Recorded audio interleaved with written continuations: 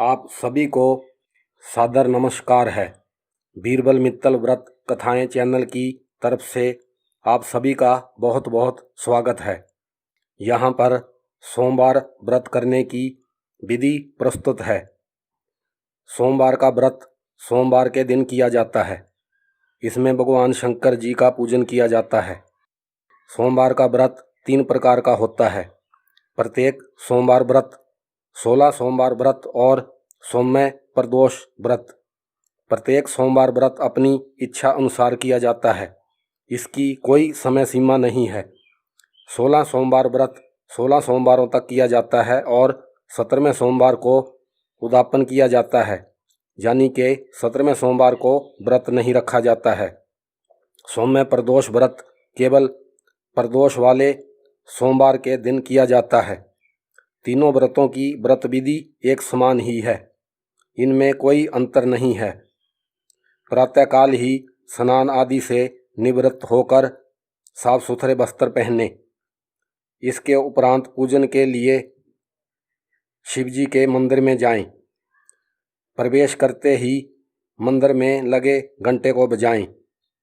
ताज़ा दूध, पुष्प, बिल्वपत्र, आक, धतूरा, गंगा जल और शहद इत्यादि से शिवजी का पूजन करें। ताज़ा दूध और गंगा जल को साधारण जल में मिलाकर अर्पण करें। तत्पश्चात शिवलिंग पर चंदन का तिलक लगाएं। मंदिर में मौजूद गणेश जी, माँ पार्वती, कार्तिकेय, नंदी जी और शेषनाग के दर्शन करें और इनकी पूजा करें। शिव मंदिर में प्रवेश करते ही सबसे पहले गणेश जी की मूर्ति का दर्शन करें और सर्वप्रथम गणेश जी का ही पूजन करें। उसके पश्चात ही शिवलिंग का पूजन करें। गंगा जल, साधारण जल और दूध और शहद सिर्फ शिवलिंग पर ही चढ़ाएं, अन्य मूर्तियों पर ना चढ़ाएं। दूध को कभी भी तांबे के बर्तन में डालकर ना चढ़ाएं। दूध को शिवलिंग पर चढ़ाने के लिए पीतल का बर्तन ही इस्तेमाल करें। हाँ, साधारण जल और गंगा जल के लिए तांबे का बर्तन इस्तेमाल कर सकते हैं। इसके पश्चात अपने साथ लाया हुआ प्रसाद अर्पण करें। तत्पश्चात सभी मूर्तियों को प्रणाम करते हुए उल्टे पांव बाहर की ओर प्रस्थान करें। कभी भी मूर्तियों की तरफ पीठ करके मंदिर से बाहर ना निकलें। मंदिर से बाहर आने से पहले घंटा बजा दें, लेकिन ध्यान रहे कि घंटा धीमे से ही बजाएं ताकि वहां पर मौजूद अन्य भक्तों का ध्यान भंग ना हो। बिल्वपत्र हमेशा उल्टे ही चढ़ाए जाते हैं, यानी कि शिवलिंग की तरफ सीधी दिशा में बिल्वपत्र चढ़ाया जाता है। खंडित दशा में बिल्वपत्र अर्पण ना करें। सोमवार के दिन बिल्वपत्र को कभी भी पेड़ से नहीं लेना चाहिए। ऐसा करना बिल्कुल ही वर्जित है। सोमवार को बिल्वपत्र अर्पण करने के लिए रविवार के दिन ही सूर्य अस्त होने से पहले ही दिन में ही बिल्वपत्रों को पेड़ से ले लेना चाहिए। हाथ जोड़कर बिल्वपत्र के पेड़ से आज्ञा लेने के पश्चात ही बिल्वपत्र पेड़ से लेने चाहिए और जूता चप्पल दूर ही उतार देना चाहिए। शंकर जी को भेंट करने के लिए आप कोई भी ऋतु फल ले सकते हैं। सभी प्रकार के फल, नारियल, केला मान्य हैं। अगर आंवले का मौसम है तो आंवले भी भेंट करें। फूलों में केतकी का फूल शंकर जी को कभी भी अर्पण ना करें। केतकी का फूल शंकर जी को चढ़ाना वर्जित है। प्रसाद के रूप में आप घर में ही तैयार किया हुआ गेहूं के आटे का कसार या हलवा शंकर जी को अर्पण कर सकते हैं। हाँ, गणेश जी के लिए बेसन के 2 लड्डू जरूर साथ में ले जाएं। सर्वप्रथम गणेश जी को लड्डुओं का भोग लगाने के बाद ही शिव जी को प्रसाद का भोग लगाएं। मंदिर में रखी गोलक में अपनी श्रद्धा अनुसार पैसे जरूर डालें।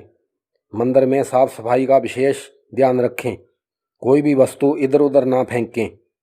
मंदिर में पुजारी जी का आशीर्वाद जरूर लें। मंदिर को जाते समय और वापसी पर मौन रहें। यदि संभव हो तो नंगे पांव ही मंदिर को जाएं। ज़्यादा गपशप ना करें और भगवान शंकर जी में ही ध्यान लगाएं। मैंने सोमवार का व्रत रखना आरंभ किया है, इस बात का प्रचार करने से संकोच करना चाहिए। अपने आवास पर पहुंचने के उपरांत अपने पूजा स्थल या एकांत स्थान पर बैठकर पूर्व दिशा की ओर मुख कर कुछ देर के लिए ओम नमो शिवाय मंत्र का जाप करना चाहिए।